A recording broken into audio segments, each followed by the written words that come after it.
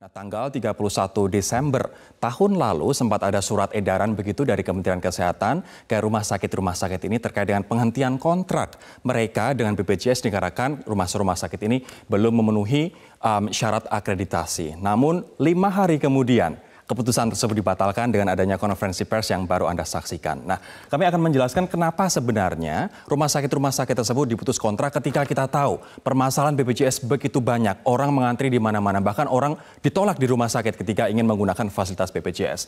Yang pertama adalah terkait dengan rumah sakit belum terakreditasi dan tidak direkomendasikan oleh Kemenkes. Ini adalah beberapa contoh rumah sakit, ada 19 rumah sakit di DKI Jakarta dan 150 rumah sakit di seluruh Indonesia di luar DKI Jakarta. Nah, ini saat ini sudah dikembalikan kontrak kerjasamanya antara rumah sakit ini dengan BPJS. Alasan dari Kementerian Kesehatan dan juga BPJS untuk mengembalikan kontrak kerjasama ini adalah memastikan masyarakat mendapatkan layanan kesehatan yang mudah, cepat, dekat, dan juga terjangkau.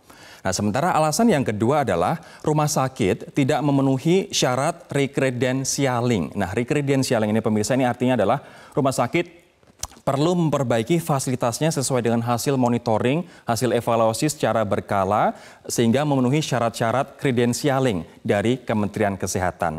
Nah, ini adalah proses seleksi untuk memastikan kriteria fasilitas kesehatan sesuai dengan syarat yang ditentukan. Monitoring dan evaluasi ini dilakukan setiap 2-3 tahun dengan melakukan kembali yang namanya adalah kredensialing tersebut.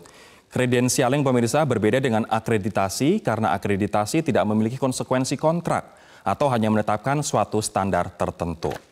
Nah, ini adalah alasan yang kedua. Alasan yang ketiga kenapa BPJS dan juga Kementerian Kesehatan memutus kontrak ke 169 rumah sakit tersebut secara nasional adalah yang ketiga, rumah sakit dalam proses perpanjangan akreditasi dan rumah sakit yang izin operasionalnya habis. Anda bisa saksikan contoh rumah sakit yang perpanjangan akreditasinya saat ini masih underway atau masih di tengah jalan begitu, dan juga rumah sakit yang izin operasionalnya habis, yakni Rumah Sakit Citama di Cibinong.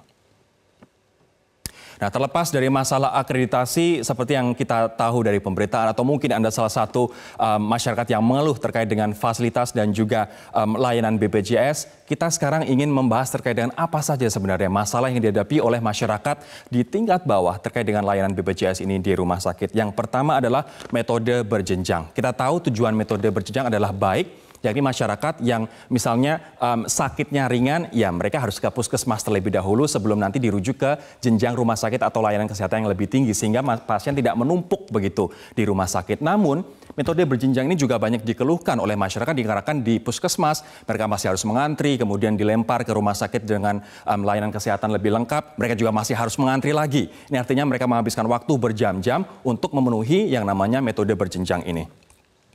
Kemudian yang kedua adalah antrian yang panjang. Ini hanya cover biaya rumah sakit dikarenakan BPJS memang seperti asuransi kebanyakan hanya mengcover biaya rumah sakit begitu. Nah, sementara untuk antrian yang panjang, informasi yang kami dapatkan dan juga dari beberapa masyarakat yang kemudian memberikan aspirasinya melalui media massa dan juga media sosial ke Metro TV adalah terkait dengan antrian yang panjang, 3 sampai dengan 6 jam total antrian dari puskesmas kemudian ke jenjang fasilitas kesehatan yang lebih tinggi yakni di rumah sakit. Kemudian masalah yang selanjutnya adalah waktu berobat yang terbatas. Selain itu ada juga tidak leluasa memilih fasilitas rawat inap. Kemudian dana BPJS Kesehatan tidak bisa dicairkan. Ini sebenarnya otomatis. Masyarakat juga harus mulai sadar bahwa yang namanya asuransi kita membeli perlindungan. Kita membeli shield atau perisai begitu. Sehingga uang yang kita investasikan untuk kesehatan di BPJS tidak bisa dicairkan. Dikarenakan itu bukan investasi, tapi kita adalah membeli perisai untuk kesehatan kita apabila kita sakit.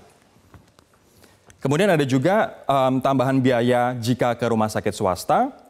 Ini nanti akan kita perdalam lagi begitu. Kemudian yang terakhir adalah tidak leluasa ketika memilih fasilitas rawat inap dikarenakan BPJS memang dikhususkan untuk pasien di kelas 3 begitu. Ini adalah beberapa informasi yang terkait dengan apa itu permasalahan di BPJS. Nanti di program Prime Talk pemirsa kami akan membahas terkait dengan permasalahan-permasalahan ini dan juga mencari solusi terkait dengan masalah-masalah yang mendera BPJS.